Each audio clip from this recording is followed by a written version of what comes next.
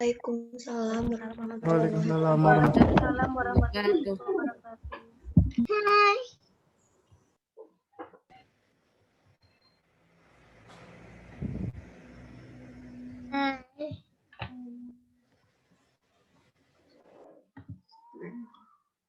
Ya, jumlah siswanya berapa ya? 150 berapa?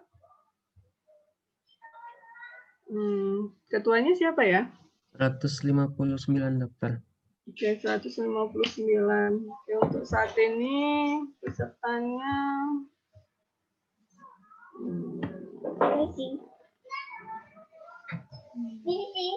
Duduk. 154 ya, kurang 5 orang berarti. Tunggu, Mama mau ketiduran. Oke, kita langsung aja untuk mempersingkat waktu. Jadi pertemuan pada pagi hari ini untuk memfasilitasi apabila dari materi yang saya berikan di e-learning terkait diuretik, kemudian nefrotoksik, dan apa satu lagi obat otonom, itu ada yang mau ditanyakan? Sebelumnya saya buka dulu ya. Bismillahirrahmanirrahim. Assalamualaikum warahmatullahi wabarakatuh. Waalaikumsalam warahmatullahi wabarakatuh. Oke, silakan di-on-kan videonya yang belum on. Tapi kalau ada gangguan jaringan ya sudahlah, dimaafkan. Oke, ada yang mau ditanyakan? Kemarin terkait chat yang di e-learning itu ada yang menanyakan tentang buku sumber untuk otonom. Jadi kalau di kedokteran, khususnya farmako, buku acuan yang digunakan itu adalah Katsung, farmakologi basic Katsung, itu yang utamanya. Kemudian tambahannya itu ada Goodman and Gilman, kemudian Atlas of Pharmacology, sama Lippincott. Kemudian bisa juga dari sumber-sumber website yang terpercaya, yang seperti pernah saya berikan kemarin, misalnya MIMS Indonesia, tapi yang website resminya ya. Kemudian bisa juga drugs.com, tapi pilih untuk drugs.com, pilih yang profesional ya, bukan untuk yang awam, karena nanti penjelasannya di situ berbeda. Ada e-booknya sih, nanti saya posting di e-learning ya, untuk e-book basic Katsung itu ada e-booknya sama Color Atlas of Pharmacology. Kemudian terkait dengan e-learning, kalian bisa melihat semua tampilan ketiga topiknya enggak? Mungkin salah satu bisa menjawab ya. Mungkin yang kemarin menghubungi saya itu ketuanya ya, Avicenna ya? Iya, dokter. Ya. Jadi bisa enggak tampilan semua yang di e-learning itu kalian ada mengalami kesulitan enggak? Sampai sekarang belum ada, dokter. Oke, belum ada ya. Kemudian untuk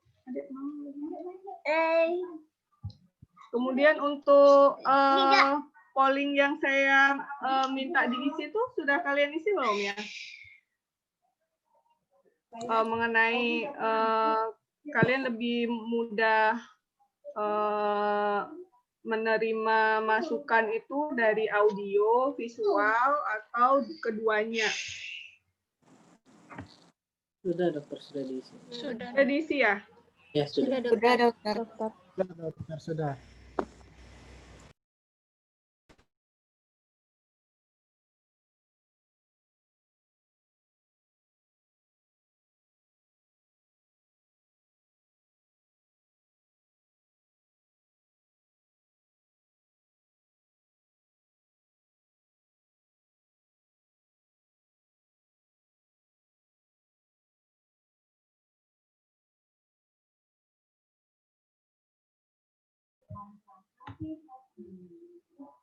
Ya, maaf ya. Maklum kalau di rumah ya banyak gangguan. Oke, berarti sudah diisi ya. Kemudian ada yang mau ditanyakan dulu enggak terkait mungkin materi yang pertama diuretik, atau boleh nefrotoksik juga boleh, ataupun obat otonom. Jadi obat otonom itu sebenarnya pengantar ya, karena sebagian besar obat-obatan nanti yang kalian pelajari di blok-blok selanjutnya, ataupun malah justru di blok sebelum-sebelumnya itu sebagian besar kan sistem fisiologis kita itu kan diatur oleh otonom ya, baik itu simpatis dan parasimpatis. Nah, banyak obat-obatan yang digunakan itu dia mekanisme kerjanya itu dengan mempengaruhi kerja dari simpatis, baik itu menghambat ataupun menstimulasinya. Nah, itu nanti ada secara langsung dan tidak langsung. Kalau secara langsung tuh maksudnya dia langsung berikatan dengan reseptornya, sedangkan kalau tidak langsung tuh berarti mempengaruhi proses sintesisnya, proses degenerasinya, gitu. Ada enggak? Nggak ada. Ini saya enggak akan menjelaskan lagi ya, karena kalau menjelaskan lagi nanti kasihan juga kalian kuotanya kan akan terkuras gitu. Jadi memang untuk mata kuliah saya seterusnya itu lewat e-learning, silakan dibaca. Kemudian apabila ada yang mau ditanyakan, nanti saya sediakan sesi untuk tanya jawab melalui Zoom ini. Silakan di apa istilahnya mikrofonnya dinyalain aja, silakan ditanyakan, sebutkan namanya.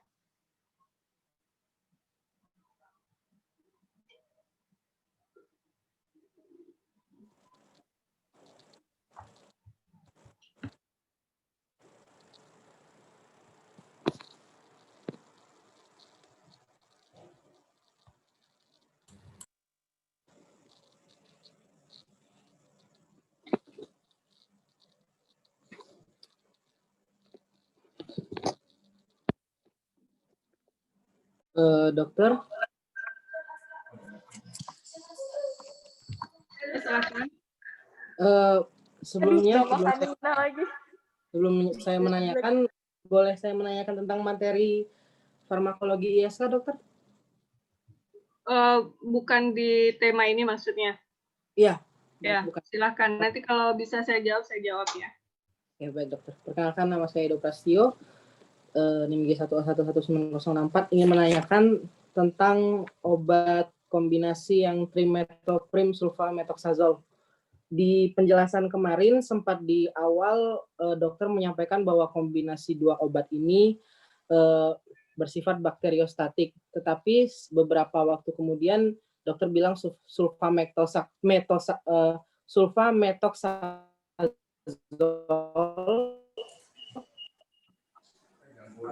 itu bakteri yang benar itu untuk mekanisme bakterinya gimana dokter untuk kedua obat?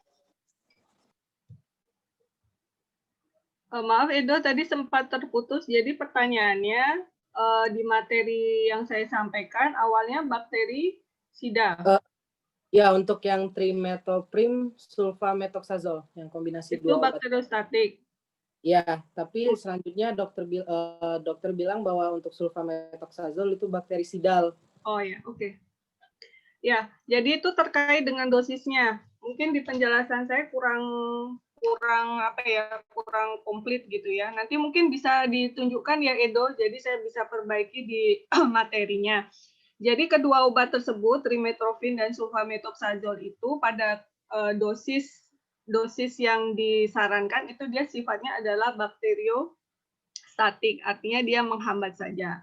Tetapi nanti ketika pada dosis yang lebih tinggi, maka dia sifatnya itu akan berubah menjadi bakteriosidal. Tetapi untuk sulfamethoxazole, apabila dosisnya itu diberikan dengan dosis bakterisidal, itu akan merusak tubuh kita. Jadi efek sampingnya itu lebih tinggi. Nah, kalau kedua obat itu dikombinasikan, dia sifatnya sinergis. Jadi trimetoprim dan sulfamethoxazole itu jarang sekali dia tersedia dalam sediaan tunggal. Karena sifat resistensinya itu dia cepat sekali resisten kalau diberikan secara individu. Nah, ini biasanya dia memang sediaannya itu sudah dalam bentuk kombinasi kedua obat itu. Nah, nanti pilihan dosisnya ada dua macam ya, yang biasa dan yang sediaan forte. Forte itu untuk istilah dosis obat yang lebih tinggi dari yang sebelumnya. itu diberikan kalau misalnya derajat penyakitnya berat gitu. Gimana Edo? Apakah bisa diterima atau mungkin ada yang belum jelas? Sudah cukup dokter, terima kasih. Baik. Oke, ada lagi yang mau ditanyakan? Mungkin khusus yang 3 materi ini dulu, sedangkan nanti kan saya ada pertemuan satu lagi ya, nanti tentang farmakoterapi ISK dan satu lagi itu penulisan resep ya. Ya, tapi kalau mau ditanyakan juga nggak apa-apa lah. Nggak ada? Kalau nggak ada berarti saya anggap sudah jelas semua. Saya kasih waktu 5 menit.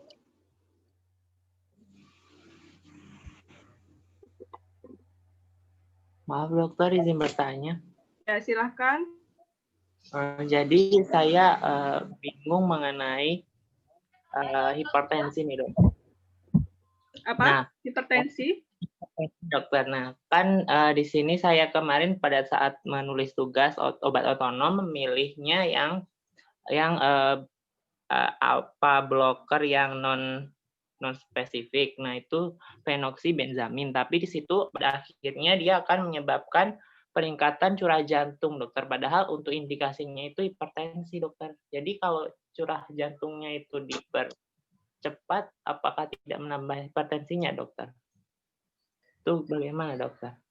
Oke, jadi obatnya tadi yang buat tugas apa namanya? Phenoxybenzamin, dokter. Phenoxybenzamin. Phenoxybenzamin itu sepertinya juga jarang sih digunakan untuk terapi hipertensi. Jadi itu sebenarnya kalau tugas itu sebenarnya untuk apa? Istilahnya untuk kalian memberikan gambaran sih bahwa obat otonom tuh banyak digunakan gitu. Ada kasus-kasus nanti di blok-blok selanjutnya. Misalnya contohnya hipertensi. Hipertensi nanti ada di blok 4.1 tentang tentang kardiovaskuler. Jadi tadi disebutkan Agung tadi menyebutkan bahwa alpha blocker itu menurunkan curah jantung. Apa tadi? Meningkatkan curah jantung, dokter. Iya, kalau meningkatkan curah jantung harusnya nih ya, hipertensi meningkatkan tekanan darah. Iya, dokter. Ya itu sumbernya dari mana? Dari farmakologi UI, dokter. Oh, dari farmakologi UI, karena dia menghambat alpha blocker. Kalau alpha blocker itu kan pembuluh darah ya, dia bekerjanya di pembuluh darah. Kalau alpha itu kan vasokonstriksi, jadi kalau di blokade itu dia vasodilatasi. Kalau vasodilatasi itu, mungkin curah jantungnya itu sebagai bentuk kompensasi mungkin ya. Jadi ketika jadi ketika obat phenoxybenzamin tadi kan dia alpha blocker. Jadi kalau alpha, reseptor alpha berikatan dengan norepinefrin, dia akan menyebabkan lebih cenderung ke vasokonstriksi. Jadi ketika di blokade, dia jatuhnya akan menjadi vasodilatasi. Vasodilatasi ini ya akan memberikan feedback ke dalam tubuh, sebenarnya mekanisme homeostasi tubuh lah, ketika istilahnya ketika kita memberikan obat dan obat itu mempengaruhi sistem fisiologis tubuh tuh sudah punya mekanisme sendiri. Saya maunya begini, ada mekanisme kontrol di situ. Nah, dengan dia vasodilatasi, otomatis darah yang kembali ke jantung itu akan lebih sedikit. Jadi tubuh itu berusaha meningkatkan curah jantung. Kan kalau curah jantungnya darah yang kembali ke jantung itu sedikit, nanti suplai darah ke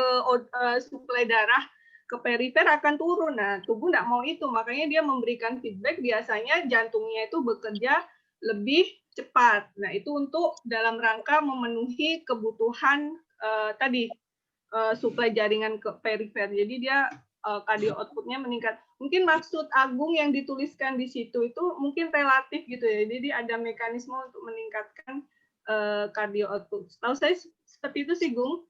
Nanti silakan dibaca lagi, Agung. Kira-kira bisa diterima nggak, Agung? Bisa, dokter. Bisa, jadi ya. Untuk hipertensinya tetap terobati atau kalau ada curah jantungnya itu meningkat apa memperberat hipertensi?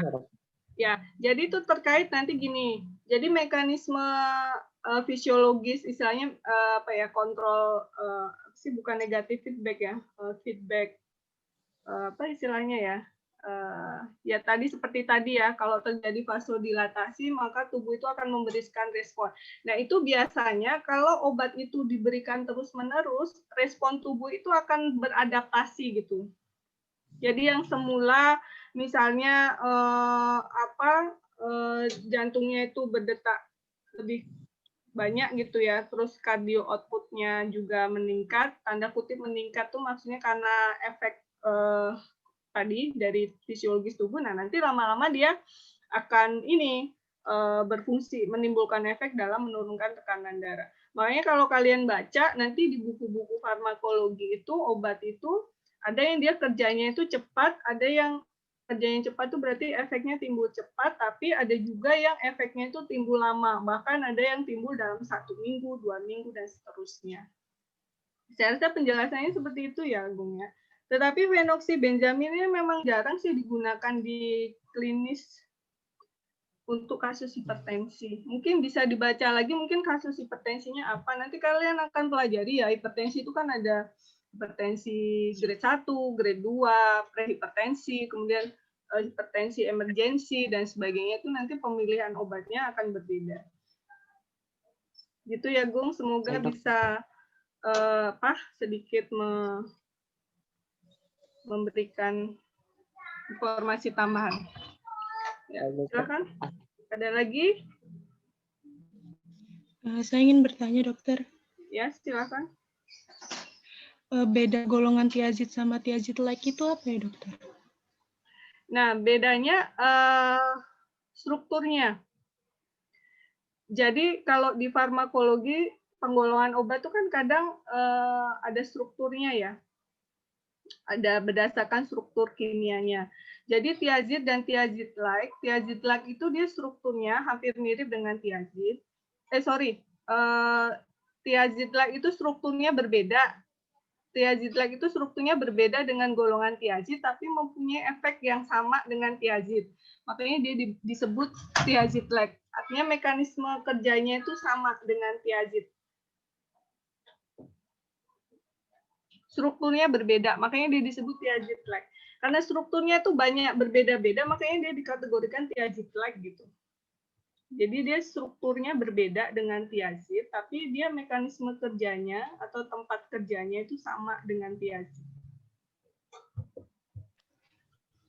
Indikasinya sama saja ya, dokter? Sama, indikasinya sama aja. Baik, terima kasih, dokter. Ya, mungkin yang perlu diperhatikan Nabila strukturnya. Jadi misalnya terutama golongan sulfa ya. Kan saya headline di situ ada yang termasuk golongan sulfa. Nah, golongan sulfa ini relatif lebih sering menimbulkan alergi pada orang-orang yang hipersensitif. Jadi kalau misalnya dia mempunyai struktur gugus sulfa di situ ya pasiennya alergi sulfa ya jangan diberikan obat yang mengandung gugus sulfa. Terima kasih, dokter. Baik, ada lagi?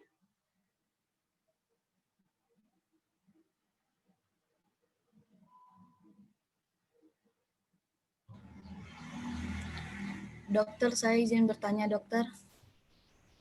Ya, boleh, silakan. Maksud dari persen dalam suatu obat itu apa ya, dokter? Misalnya Cipro 5%. Nah, lalu yang kedua, jika suatu pasien misalnya dia resisten Cipro 5%, apakah kita bisa mengganti dengan obat yang sama, tetapi persennya dinaikkan, atau langsung diganti dengan obat lain, dokter? Terima kasih, dokter. Ya. Baik, jadi 5% ini terkait penulisan resep ya. Jadi 5% itu kalian harus lihat dulu, biasanya 5% nanti ada dalam kurung ada V per V atau W per W. V di sini artinya volume per volume, biasanya sediaannya itu cair. Kemudian ada juga V per W, berarti dia, W per V, atau ada juga W per W. W per W itu berarti biasanya bentuknya serbuk weight gitu ya. Nah, 5% itu misalnya kita anggap V per V. Nurul misalnya obatnya apa tadi? Cipro. Cipro 5%, obat tetes mata ya? Iya, dokter.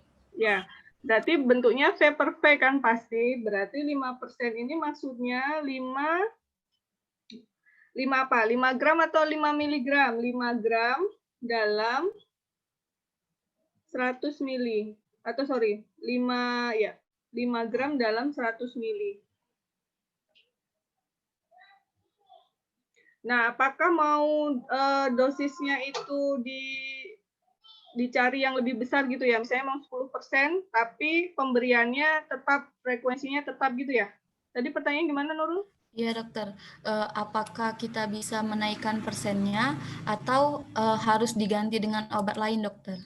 Oke, jadi kalau menaikkan persennya, misalnya Nurul kasih Cipro 5% ya, terus ternyata untuk mengatasi konjungtivitis, ternyata setelah diberikan Cipro yang kalau menurut literatur tuh harusnya setelah 1 sampai 2 hari pemberian itu sudah menimbulkan respon.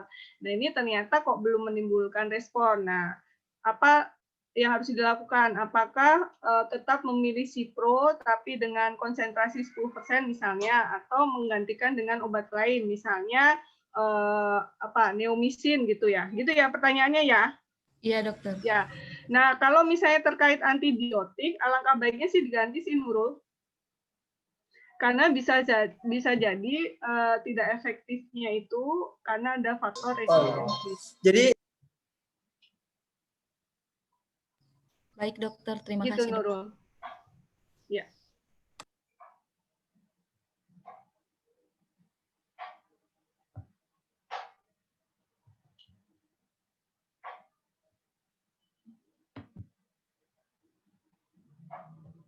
Ada lagi? Saya ingin bertanya, dokter. Ya, silakan, Dinda. Itu dokter, untuk obat-obat diuretik itu kan rata-rata pada kehamilan dia kategori B dan C. Terus apakah ada obat yang benar-benar aman untuk ibu hamil, obat-obat diuretik ini, dokter? Terima kasih, dokter. Tidak ada.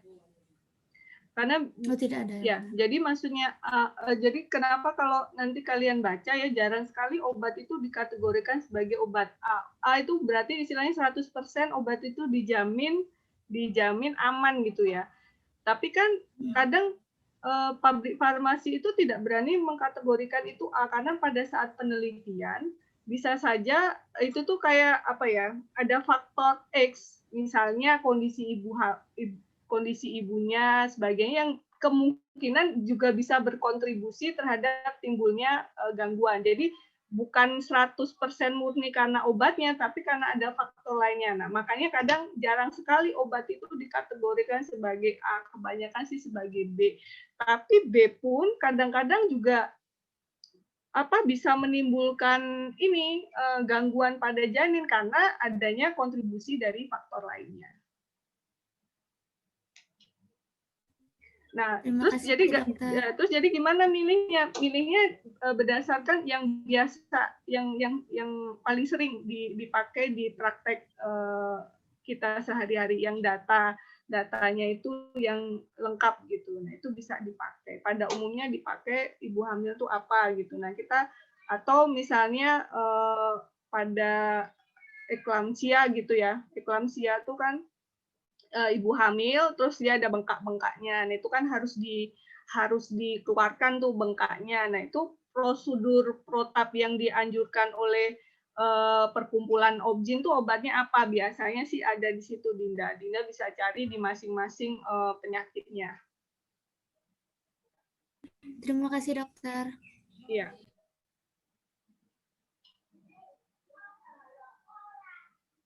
Ada lagi? Dokter, izin bertanya, dokter. Ya, silahkan. Ini namanya cuma Lat gitu ya. Nggak tahu panjangnya siapa. Latifah. Latifur, dokter. Ya, benar. Yuk, silahkan. Jadi saya ingin bertanya, kapan kita memprioritaskan pemakaian paracetamol atau OAINS, dokter, dalam penanganan gejalanya, dokter? Gejala apa ini? Untuk ini ya? Ya, misalnya demam. Demam. Demam sama nyeri, dokter.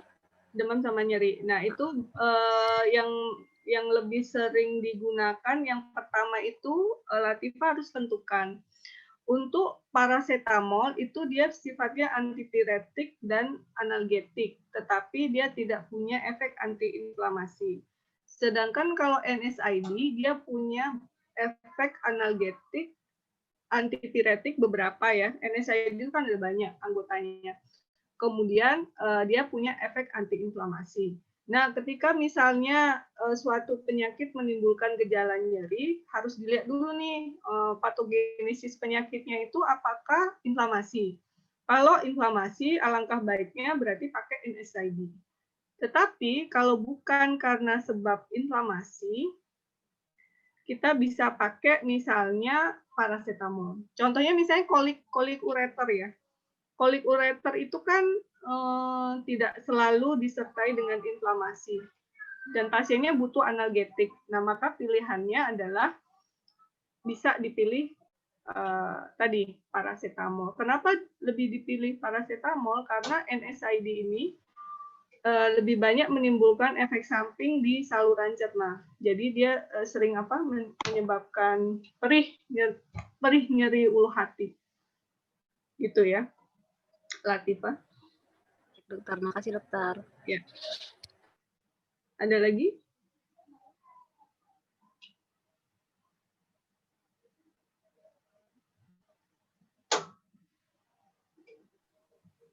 Izin bertanya, dokter. Ya, silakan Muhammad. Untuk obat ACE inhibitor itu kapan ya dokter dinyatakan kalau dia menyebabkan nephrotoxic? Kan mengingat bahwa obat ini sering digunakan pada pasien-pasien gagal ginjal maupun glomerulonefritis, dokter. Iya. Jadi kalau kalian baca yang saya sampaikan di nephrotoxic ya, jadi sebenarnya kejadian nephrotoxic itu sifatnya lebih ke idiosinkratik. Jadi nanti ada dua ya istilahnya tuh idiosinkratik dan dose dependent.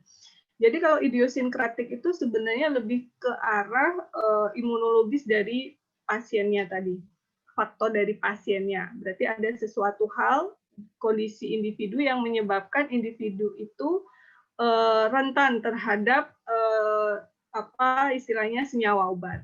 Sedangkan kalau dose dependent itu adalah semakin tinggi dosis akan menyebabkan kejadian toksisitas yang lebih tinggi juga. Jadi itu faktor dari individunya itu dia akan lebih kecil.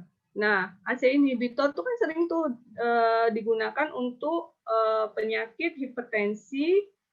Malah justru ini direkomendasikan kalau tidak saya salah ingat direkomendasikan untuk hipertensi dengan pasien dengan penyakit ginjal diabetes, jadi nefropati diabetika. Kan berarti berlawanan ya, ya nak?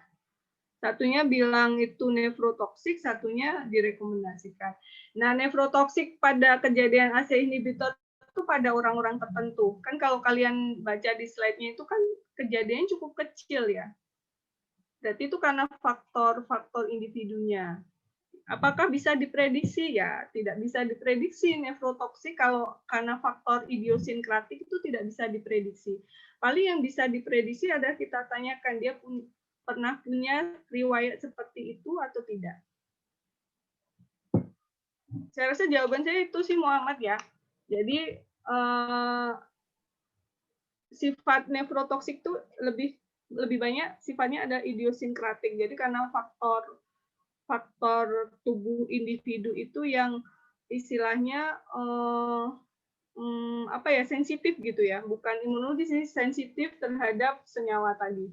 Jadi kalau pada orang normal itu mungkin efeknya harusnya masih bisa ditoleransi gitu ya, tapi pada individu lain itu dia sifatnya sedikit aja dengan dosis terapi aja dia udah langsung efeknya merugikan gitu. Baik, terima kasih dokter.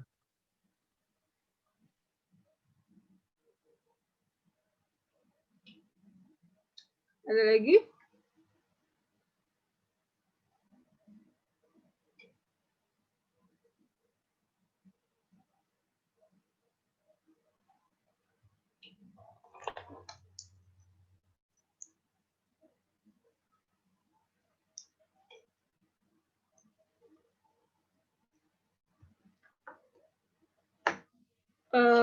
untuk farmakologi itu kan sebenarnya obatnya banyak ya.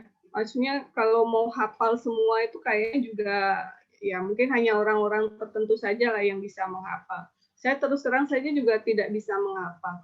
Tetapi yang perlu diketahui adalah sebenarnya itu golongan obatnya. Jadi kalau kalian belajar suatu obat itu harus kenali dulu golongannya.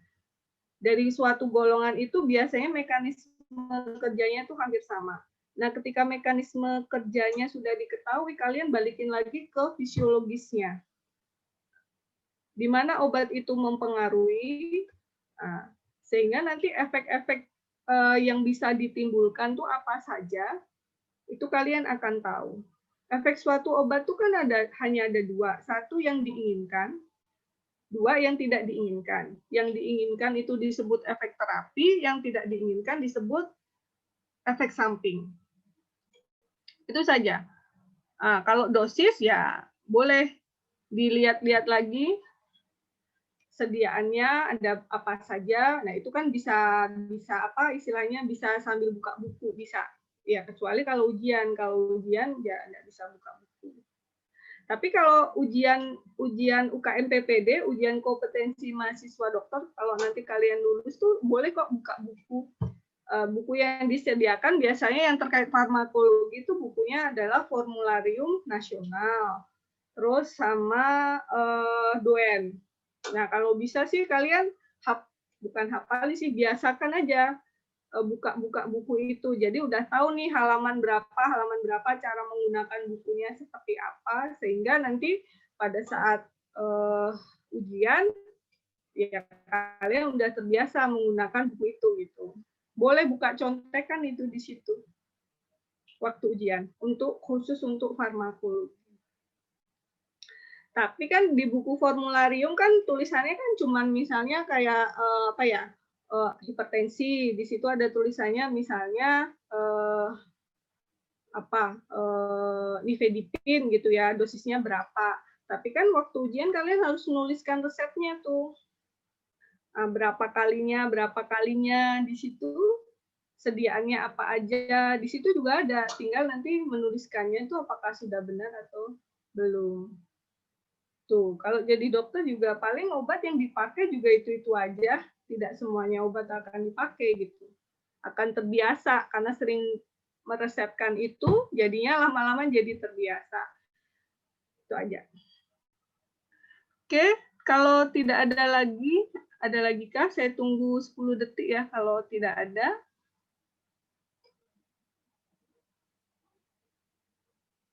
Akan dilanjutkan dengan yang lainnya, kegiatan yang lainnya.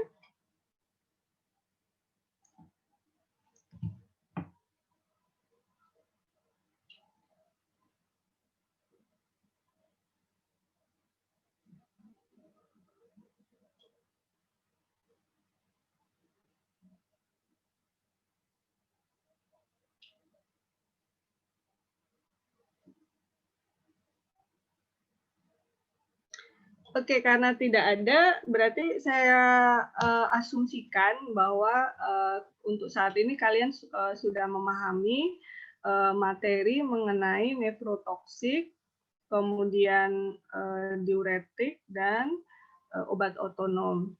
Asumsi saya ya. Nah, sekarang saya mau menguji nih asumsi saya, hipotesis saya dengan memberikan kalian kuis. Jadi silakan kalian buka di HP atau di laptop, sekalian sama Zoom juga bisa kok. Jadi quizy.com, mungkin pernah ada yang pakai? Quizy. Quizis, dokter? Ya, silakan buka, nanti saya kasihkan kodenya ya. Buka dulu, ada yang belum tahu caranya?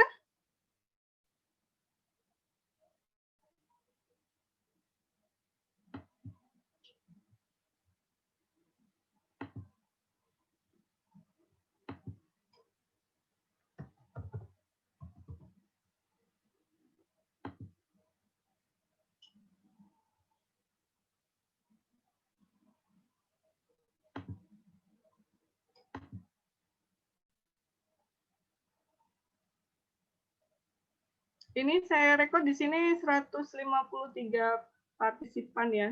Dengan saya berarti jumlahnya 152. Jadi nanti saya tunggu semuanya harus masuk ke Quizy tadi ya. Ada yang belum tahu?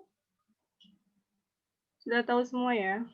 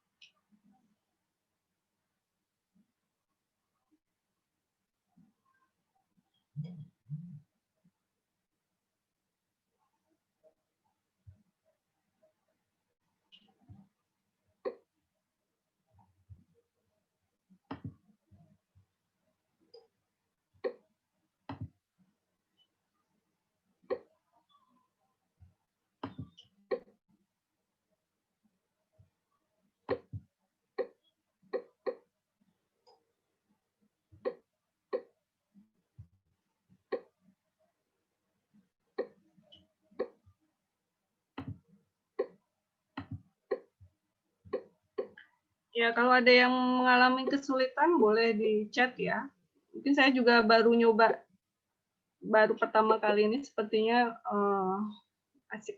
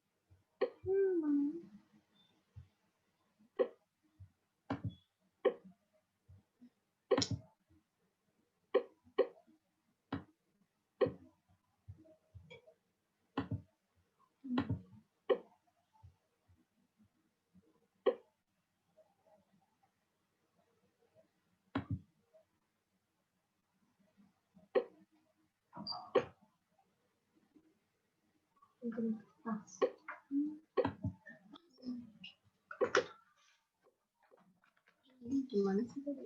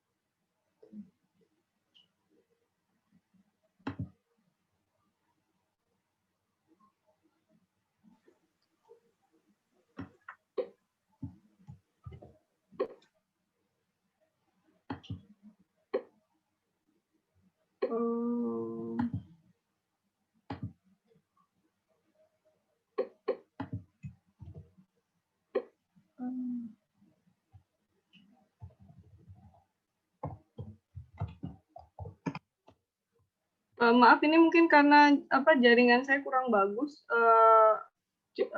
Saya coba pakai kode baru ya. Silakan dimasukkan kode barunya. Mohon maaf. Untuk username-nya boleh nama asli aja ya. NIM juga boleh, nama juga boleh.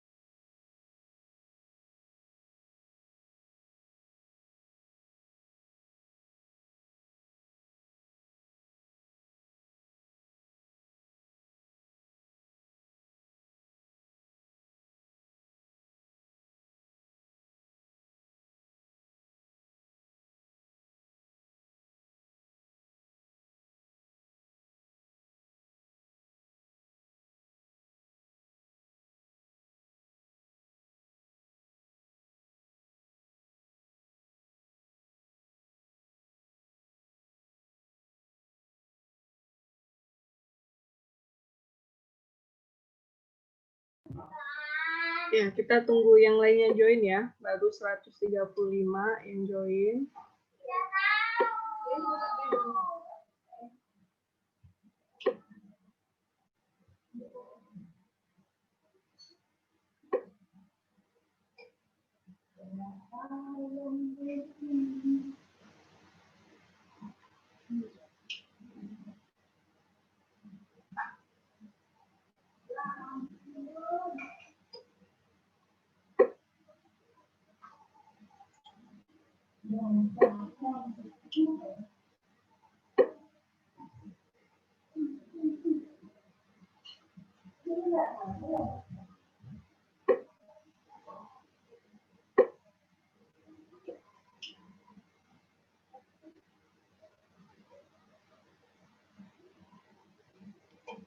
Oke, kayaknya sudah semua, ini sudah 150 partisipan. Di tempat kalian munculnya apa? Apakah sudah muncul?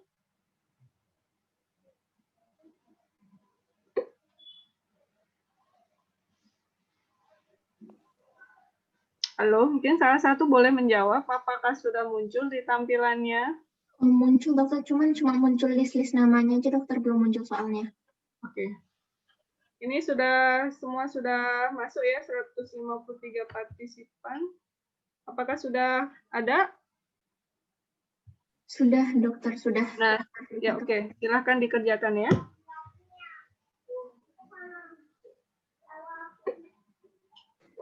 Cuma belum mulai, dokter.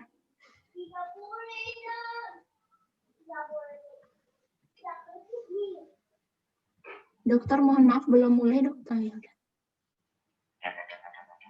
Oke, sudah ya? Sudah, dokter. Oke, silakan.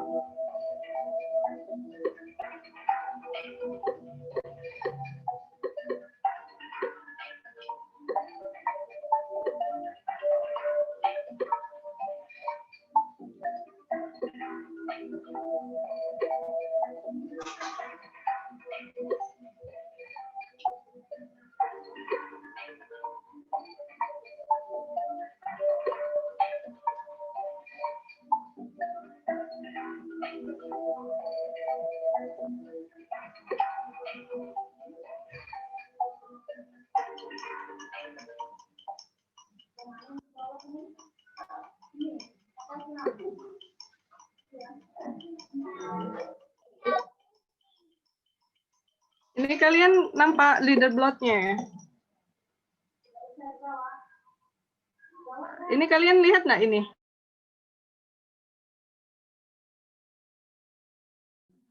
Baru bentuk hasil.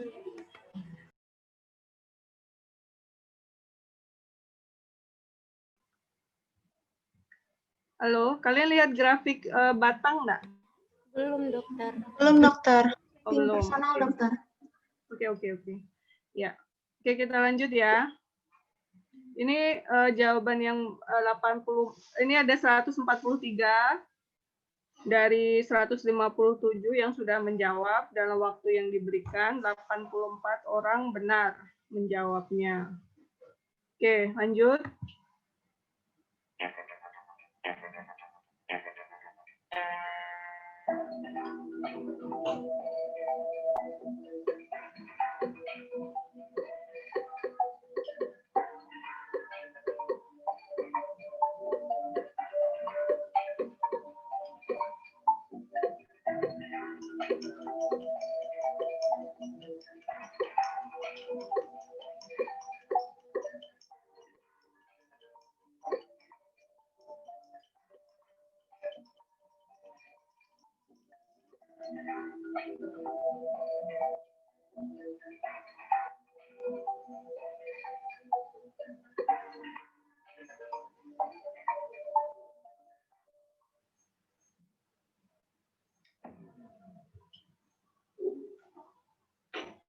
Oke. Di tampilan kalian ada bisa lihat jawaban yang benar nggak? Kelihatan, dokter. Kelihatan ya? Oke. Ya, jadi kalian bisa istilahnya memberikan feedback kepada diri kalian sendiri ya, apakah jawaban kalian benar atau tidak. Wah, ini dibandingkan yang pertanyaan berikutnya, banyak yang jawabannya salah ya. Jadi diuresis yang paling kuat itu furosemid ya. Yang paling kuat itu furosemid. Kenapa? Karena dia kerjanya di loop. Loop itu kan yang paling panjang. Makanya dia diuresisnya paling kuat.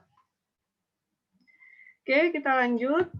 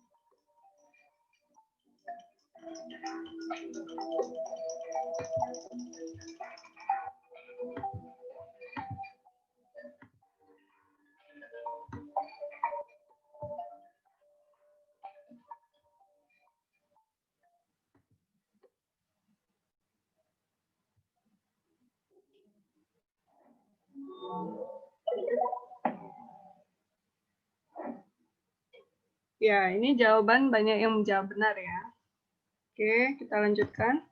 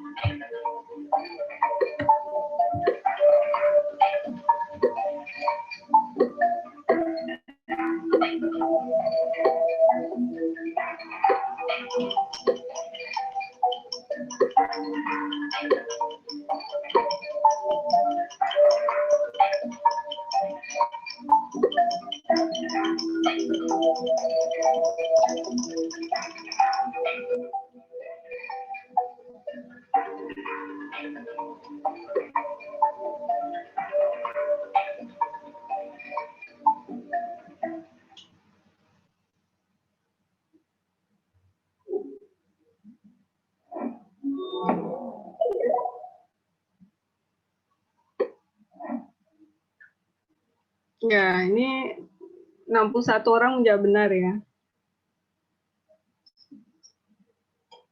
Oke, kita lanjutkan.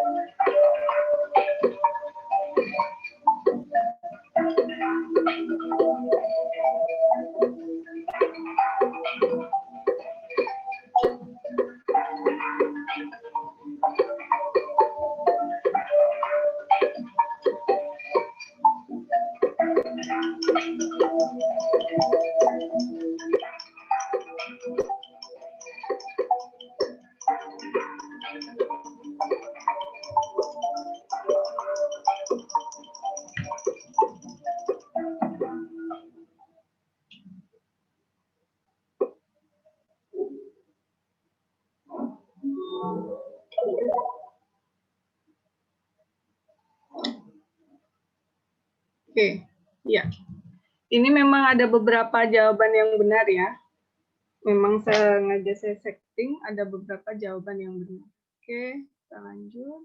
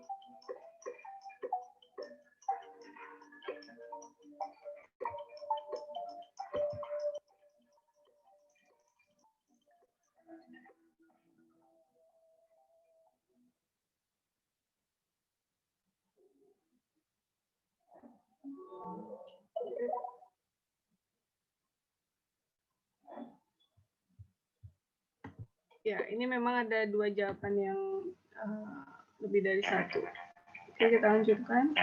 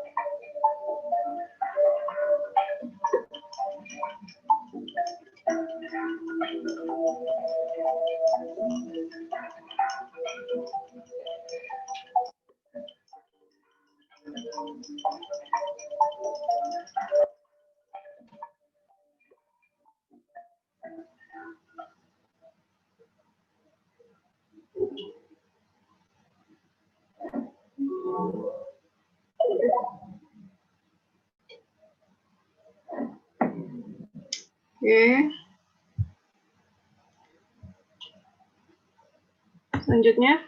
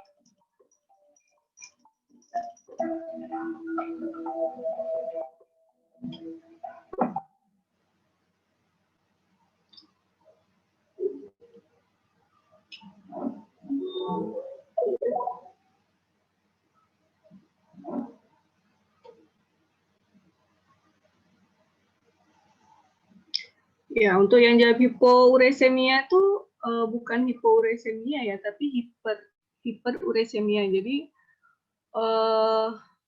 suara saya bisa didengar nggak ya?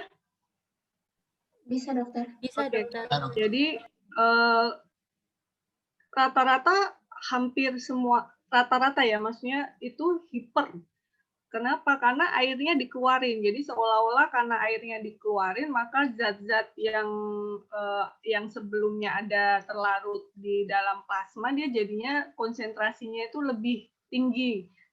Lebih tingginya bukan karena jumlah zatnya meningkat, tetapi cairannya itu dibuang. Jadi dia lebih kental. Itu gampangannya untuk menghafalkannya seperti itu. Oke, kita lanjutkan.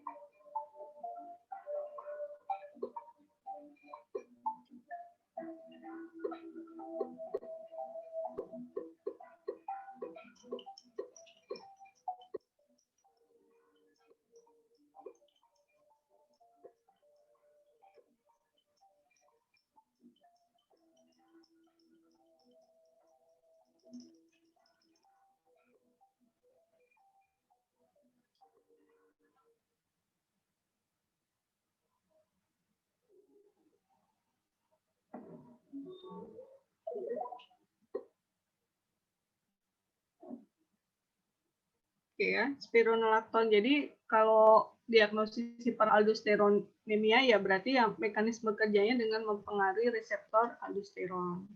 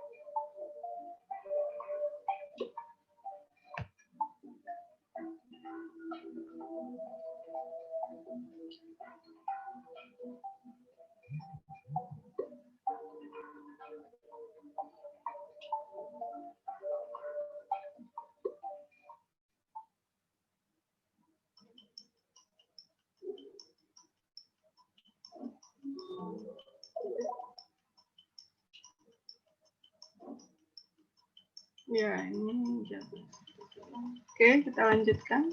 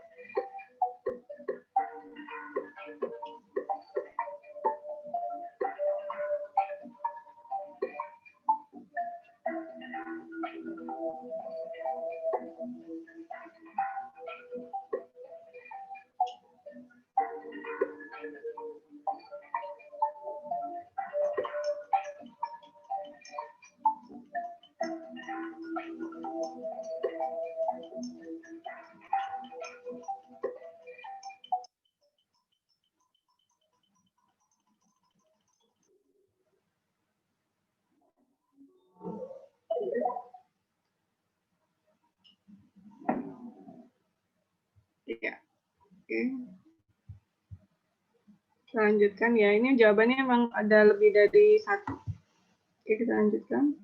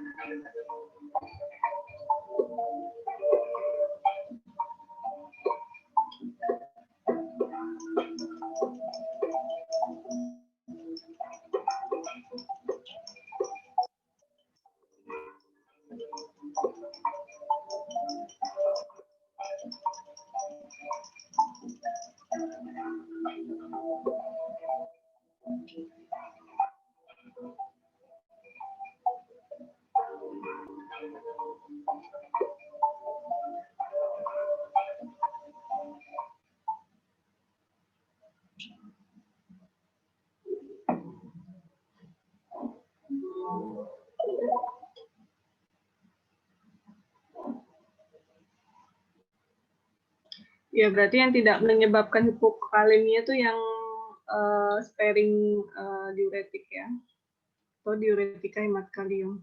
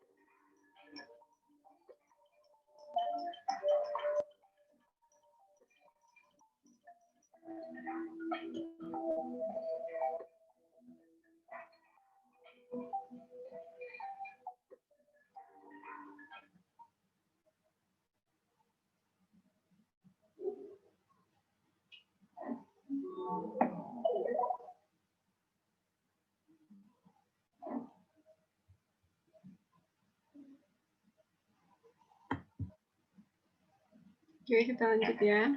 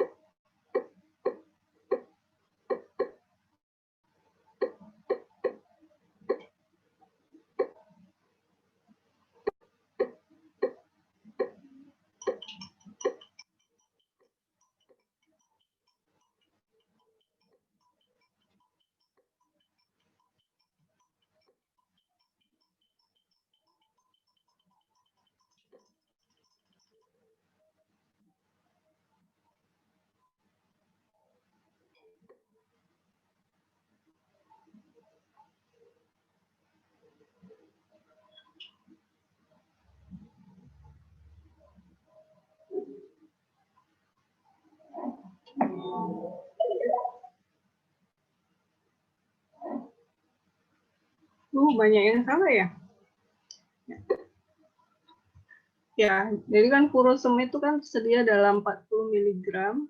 Nah, berarti dosisnya ya tinggal furosemid diberikannya berapa kali? 1 sampai 2 ya. Kalau dosis awalnya 1. Nah. Oke, kita lanjut.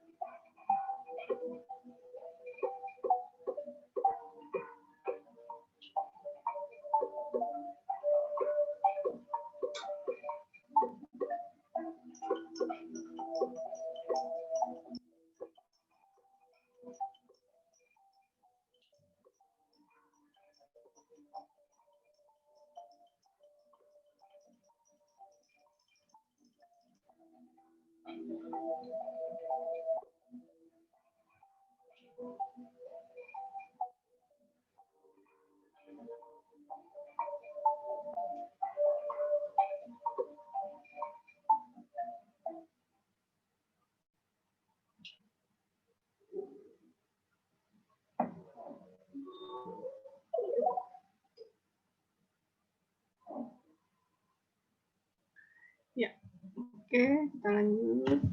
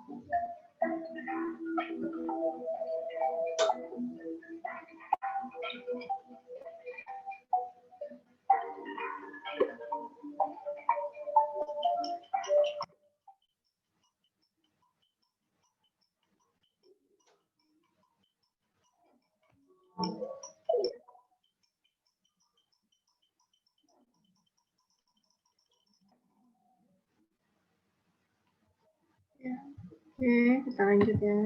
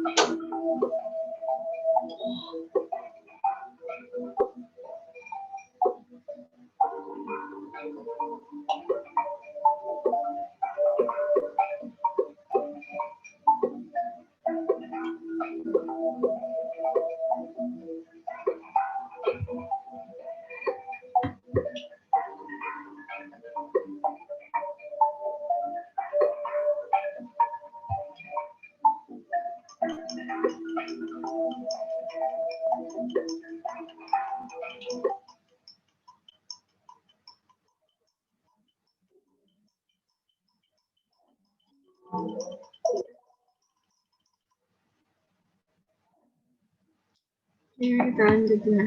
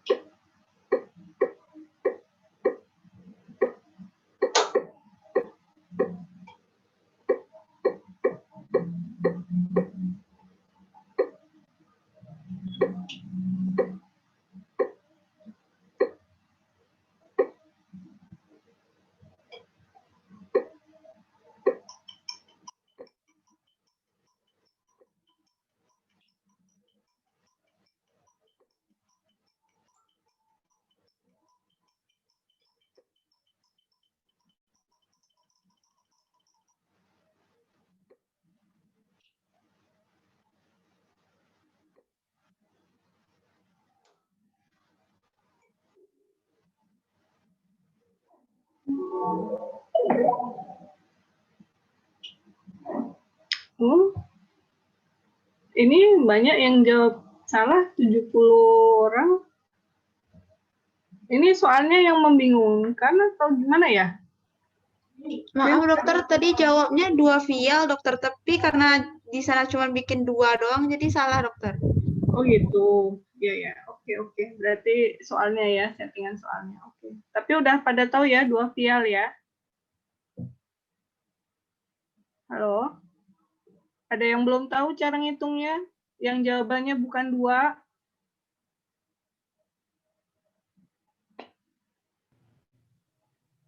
Sudah dokter.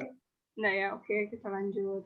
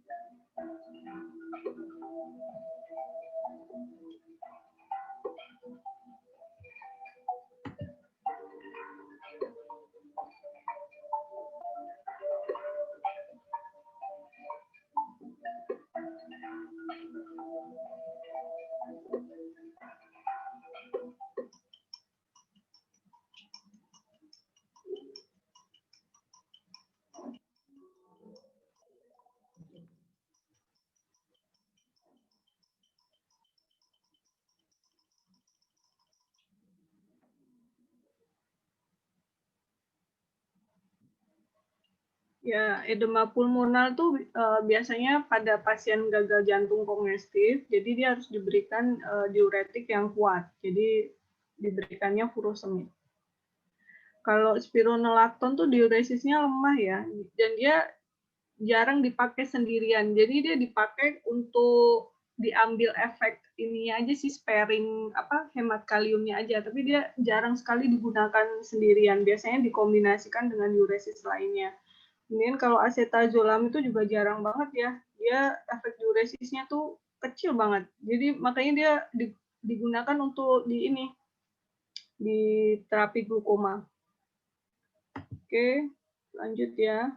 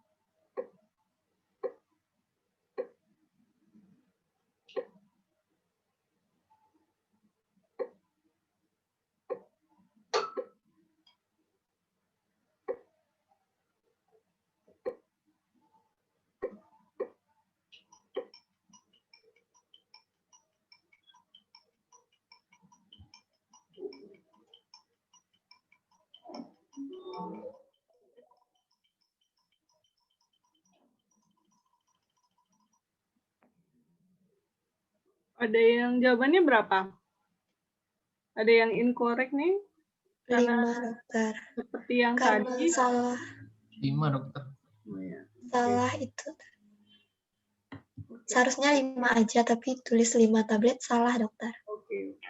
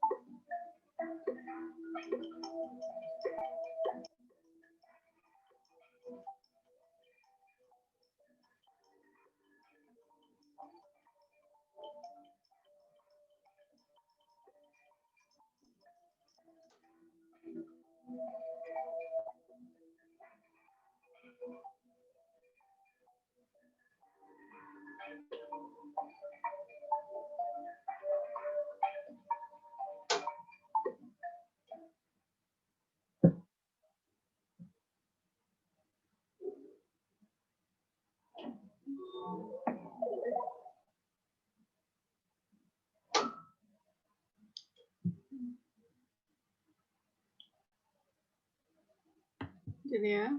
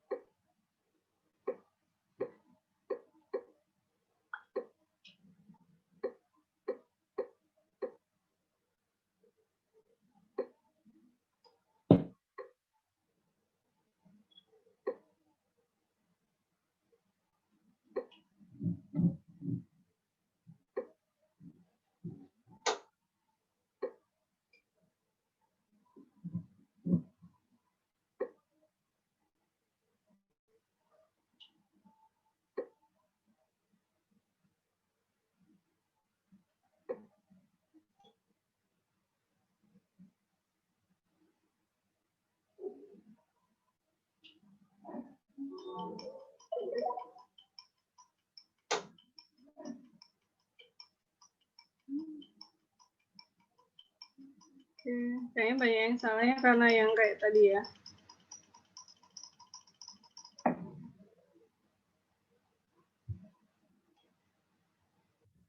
Ya dokter. Oke, berarti nanti saya yang buat. Oke.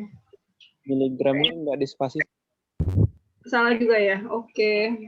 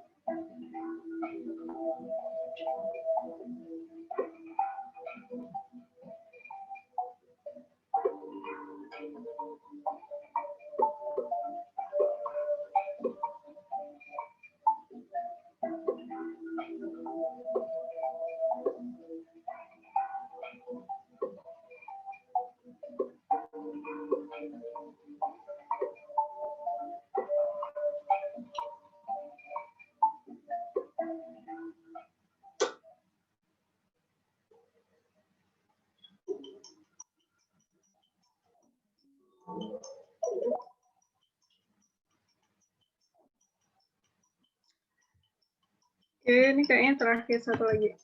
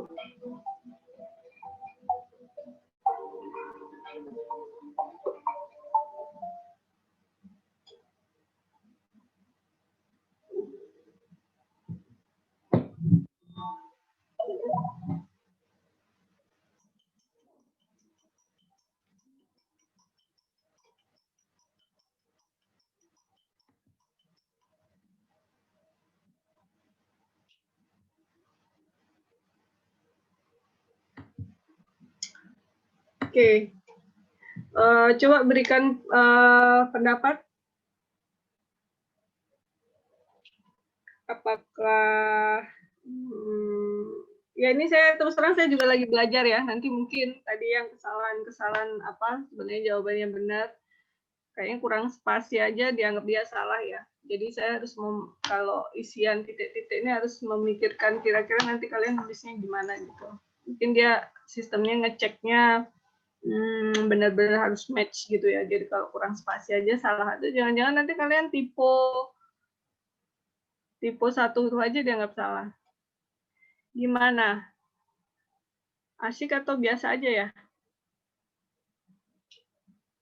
Asik, dokter. Ya, asik ya. Asik, dokter. Ya, oke. Jadi nanti mungkin ke depannya saya kasih penjelasan kan kalau di muncul kalian apa? Benar gitu doang ya? Salah gitu ya? Ada dikasih kuncinya enggak? Ada, Dikasih dokter. Ada yang benarnya. Nah, mungkin nanti ke depannya apa dikasih penjelasan gitu ya. Oke. Sebenarnya ada satu lagi sih, cuman nggak apa-apa ya, kan waktunya sampai 40 ya. Tapi udah mepet sih. Besok lagi aja lah. Ada yang mau ditanyakan? Jadi kalau tadi saya lihat secara keseluruhan sih kayaknya kalian udah memang benar paham ya. Sudah paham gitu dengan materi-materi. Mungkin nanti tapi itu sifatnya ini sifat pertanyaan ini masih recall sih ya. Ya sebagian tadi sudah ada analisisnya.